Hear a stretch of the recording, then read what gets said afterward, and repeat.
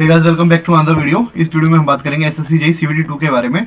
तो देखो, काफी डाउट आ रहे थे बच्चों के कि भैया कट ऑफ कितनी जाएगी, कितने मार्क्स में मेरा सिलेक्शन हो जाएगा या नहीं होगा, मेरे को कैसे तैयारी करनी चाहिए, किस बैच को मेरे को लेना चाहिए, कौन सी टेस्ट मेरे को फॉलो करें, किस नोट्स को मैं अगर अभी भी फॉलो करता हूँ, क्योंकि मेरी प्री में अच्छी तैयारी नहीं थी लेकिन मतलब मेरा पेपर अच्छा हो गया था, तो मेरे को कॉन्फिडेंस नहीं आ रहा कि मैं सीवीटी 2 निकाल पाऊंगा। तो मैं किन नोट्स को फॉलो करना चाहिए, मेरे को किन बुक्स को मैं फॉलो करूँ कि मेरा सीवीटी 2 निकल जाए।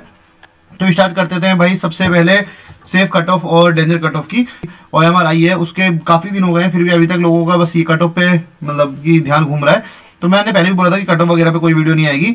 बाकी एक बार ऊपर ऊपर से मैं दिखा देता हूँ कि अगर इससे ज्यादा आपके मार्क्स हैं तो कट ऑफ आप निकाल लोगे। ये नहीं बता रहा कि आप निकालोगे नहीं निकालोगे, कितनी जाएगी कितनी नहीं जाएगी, उससे मेरे को कोई मतलब नहीं है।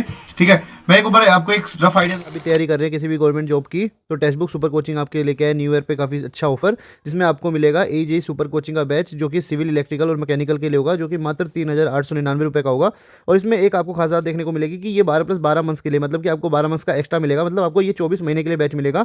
और इसमें आपको एक फ़ायदा मिलेगा कि जितने भी अभी रिसेंट में एग्जाम चल रहे हैं, उसकी जितने भी जो बैचेस चल रहे हैं आप उनको एक्सेस कर सकते हैं। साथ में अगर फ्यूचर में भी अगर कोई एग्जाम आता है और उसका कोई बैच अगर लॉन्च होता है तो आप उसको भी एक्सेस कर सकते हैं। कोई अगर आपका मेन गोल आरआरबी जेईई है तो आरआरबी जेईई जीएसपी बैच आप ज्वाइन कर सकते हैं, जो कि इलेक्ट्रिकल, मैकेनिकल एंड सिविल के लिए है, जो कि आपको 5,199 रुपये का मिलेगा, जिसमें आपको मेंटर मिलेंगे, आपको 6 बुकलेट भी मिलेंगी, और इसमें भी आपको वैलिडिटी 24 महीने को देखने को मिलेगी। साथ में आपको स्मार्ट बुक भी मिलेगी, जिसमें आपको स्मार्ट नेविगेटर, स्मार्ट आंसर की, idle time to answer, study plan tracking, और आपको मेंटर्स भी मिलेंगे जो कि आपके डाउट्स को क्लियर कर देंगे। तो जाइए, ऑफर लिमिटेड टाइम पीरियड के लिए, तो जल्दी से ऑफर को ग्रैब कीजिए। और अगर आप मेरा कूपन कोड RISHABH यूज़ करते हैं तो आपको कुछ डिस्काउंट भी मिलेगा। तो जाइए, डिस्क्रिप्शन में लिंक है।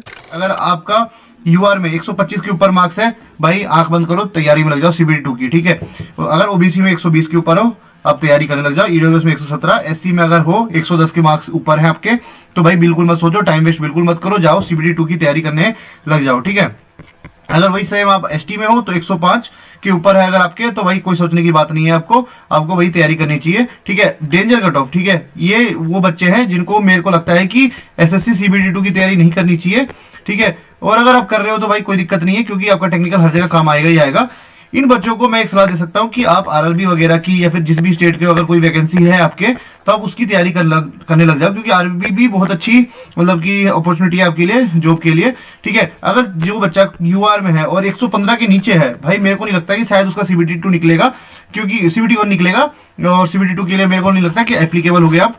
ठीक है, तो आपको, मेरे को नहीं लगता कि आपको तैयारी करनी चाहिए, क्योंकि नॉर्मलाइजेशन में इतने भी मार्क्स नहीं बढ़ेंगे कि आप सीधा 115 से 125 120 तक पहुंच जाओ। ठीक है, तो अगर बाई चांस निकल जाता है तो वेल एंड गुड है, लेकिन मुझे नहीं लगता, मतलब आप पढ़ते रहिए, लेकिन आप ये मान के चलिए कि मुश्किल है कि आपका प्री निकलेगा। ठीक है, ओबीसी में अगर 107 के नीचे हो तो आप भूल जाओ कि आपका प्री निकल सकता है। ईडब्ल्यूएस में 105 के बिलो हो तो आप भूल जाओ कि भाई आपका कोई प्री निकलेगा। ठीक है, बाई चांस अगर निकल जाए, आपका शिफ्ट अगर हार्ड हो, उसका वो अलग मैटर करता है, लेकिन मैं एक जनरल केस लिया हूँ। ठीक है, और अब कोई बच्चे ऐसे भी होंगे जो कहेंगे कि 115 और 125 के बीच में है, तो भाई उन बच्चों के लिए है सबसे ज्यादा जो मतलब जो दुविधा में है, जो फंसे हुए बच्चे हैं, वो इनके बीच में 115 से 125 वाले, क्योंकि 125 के ऊपर है उनको तो पता ही है मेरा निकल ही जाएगा, 115 के नीचे है उसको पता है मेरा कुछ होना ही नहीं।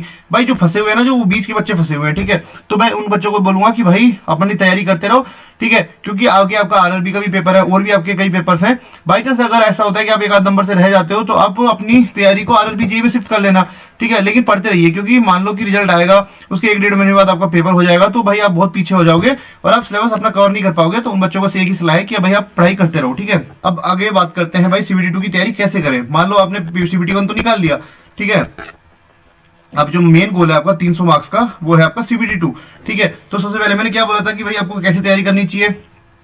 देखो, तो यहाँ पे 2 तरह के बच्चे हैं। ठीक है, एक बच्चा है जिसको सब कुछ आता है, एक बच्चा है जिसकी तैयारी थोड़ी सी कम है और कट ऑफ के आसपास है, कॉन्सेप्ट थोड़े से वीक है भाई के। ठीक है, और इस भाई के कॉन्सेप्ट बिल्कुल, जो ए बंदा है उसके कॉन्सेप्ट सब कुछ अच्छे हैं, बी है उसके कॉन्सेप्ट थोड़े बेकार है। ठीक है, तो जो ए बंदा है ना, ए बंदे को क्या करना चाहिए, क्वेश्चन प्रैक्टिस करनी चाहिए, जितने ज्यादा हो सके उतने ज्यादा क्वेश्चन प्रैक्टिस करो। ठीक है, क्वेश्चन प्रैक्टिस आपको करनी चाहिए, कहां से करनी चाहिए भाई, ईएससी के पीवाईक्यूज लगा लो। आपको पता है कि कॉन्सेप्चुअल क्वेश्चन आ रहे हैं, मैथ द कॉलम आ रहे हैं, एसेशन रीजन आ रहे हैं, तो आपको पता होना चाहिए कि जितने ज्यादा क्वेश्चन प्रैक्टिस करोगे उतना ही आपका कॉन्फिडेंस बढ़ेगा और मार्क्स आपका बूस्ट हो जाएगा मेन पेपर में। ठीक है, और आपको अगर मोर क्वेश्चंस करने हैं और क्वेश्चंस करने हैं तो भाई यूथ की एई वाली बुक लगा सकते हो।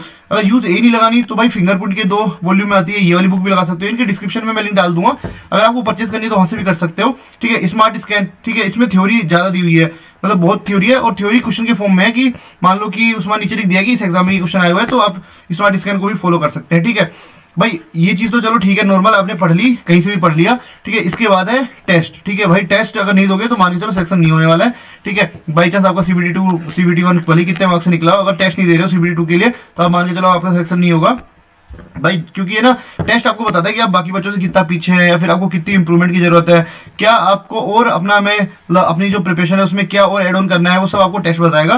तो भाई देखो, मैं मान के चलता हूँ अपने CBT1 निकाला है तो आपकी तैयारी सब कुछ आपने पढ़ रखा होगा, ठीक है। इसलिए आपको क्या करना है कि वीक में 1 से 2 मतलब 2-3 टेस्ट तो आपको देने ही देने मिनिमम, ठीक है, एक वीक में, ठीक है। और ऐसा नहीं कि भाई टेस्ट दे रहा हूँ देख ही नहीं रहा, तो आपको क्या करना है कि टेस्ट दो, मान लो कि अभी आपने आज टेस्ट दिया, ठीक है, रात तक उसको देख लो कि मेरी ये गलती हुई है, इन टॉपिक से मेरी गलती हुई है, उसको आप है ना एक कॉपी बना लो, उसमें मार्क करते चलो कि इस टॉपिक का मेरा ये वीक है। अगले दिन क्या करो, उस टॉपिक के क्वेश्चन आप लगा लो, उसको जो भी कॉन्सेप्ट का क्वेश्चन गलत हुआ है उसको देख लो, ठीक है। फिर नेक्स्ट डे फिर एक टेस्ट दे दो, ठीक है। वहां से फिर एक आपकी गलती निकली कि मेरे को मान लो कि सोम का ये क्वेश्चन नहीं बन रहा है मेरे से, सोइल का ये कॉन्सेप्ट मेरा वीक है, ठीक है। अगले दिन भाई उसको जो भी आपकी गलती थी उसको आप है ना क्लियर कर लो, और फिर आपके अगला टेस्ट दे दो। ऐसे आप करोगे तो आपके मार्क्स धीरे धीरे बूस्ट होंगे, ठीक है। फ्यूचर में मान लो कि मेन पेपर है आपका, ठीक है, SSC का पेपर है, उसमें ये क्वेश्चन आ गए, मान लो अगर आपने टेस्ट नहीं दिया होता, आपको लगता है मेरे को तो भाई हर चीज आती है, ठीक है, और यही क्वेश्चन अगर मान लो आपके मेन पेपर में आ जाता तो आप वहां पे भी गलत कर देते, ठीक है। तो टेस्ट देने से आपको ये फायदा होगा कि जो चीज आपको आती है वो तो आती है, लेकिन जो टेस्ट में जो नई चीज है, जो गलती आप कर सकते हो, वो मेन पेपर में ना हो गलती, इसलिए हम टेस्ट देते हैं, ठीक है। और भाई टेस्ट का जो एनालिसिस है वो सबसे ज्यादा इंपॉर्टेंट है, ठीक है। अब हम बात कर लेते हैं वो बच्चा जिसके कॉन्सेप्ट वीक है, ठीक है, कॉन्सेप्ट वीक है, ठीक है। तो भाई मान लो कि कोई बच्चा है जिसका कॉन्सेप्ट वीक है, तो भाई देखो अभी मान के चलो कि 3-4 महीने आपके होंगे, मतलब कि SSC के CBT2 के लिए 3 महीने तो मान के चलो ही चलो होगा ही होगा, ठीक है। तो ये बच्चे को क्या करना चाहिए कि भाई कोई कोर्स ले लेना चाहिए, ठीक है, जो कि मतलब ऐसा नहीं कि पूरा एक चीज पढ़ा रहा हो भाई, जो मेंस की प्रैक्टिस करा रहा हो, ठीक है। उससे क्या होगा कि मान लो वो ऐसे ही होगा कि जो भी कोचिंग है, कोई भी मतलब आपने कोचिंग ले लिया, मैं बता रहा हूँ सुपर कोचिंग आप ले लो, ठीक है।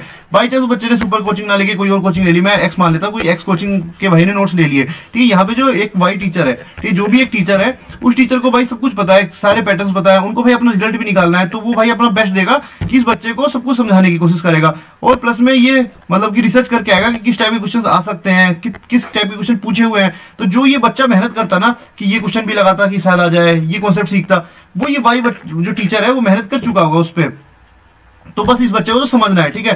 तो वो बच्चा कॉन्सेप्ट सीखने के लिए कोई कोर्स ले सकता है, ठीक है। मैंने स्टार्टिंग में टेक्स्ट बुक का जो सुपर कोचिंग है उसके बारे में बता दिया था, आपको अगर पसंद आया तो आप वो भी ले सकते हैं, ठीक है। तो अगर बच्चे को लगता है कि भाई कोर्स लेना चाहिए तो वो भाई कोर्स ले ले, और मैं सबके लिए नहीं बोल रहा कि सबको कोर्स लेना है, ठीक है। जिसने पढ़ रखा है, जिसकी तैयारी अच्छी है, जो ये बच्चा है उसको टेस्ट केवल क्या करना है, क्वेश्चन प्रैक्टिस करना है, वो भाई कहीं से भी करे, चाहे टेस्ट देके करे, चाहे ESC के क्वेश्चंस लगाए, चाहे यूथ फिंगरप्रिंट लगाए, स्मार्ट स्कैन लगाए, भाई मतलब कि 3 महीने में इतने क्वेश्चंस लगा लो कि मेन पेपर में जाओ तो आपको सारे क्वेश्चन देखे देखे आपके लगने चाहिए, ठीक है।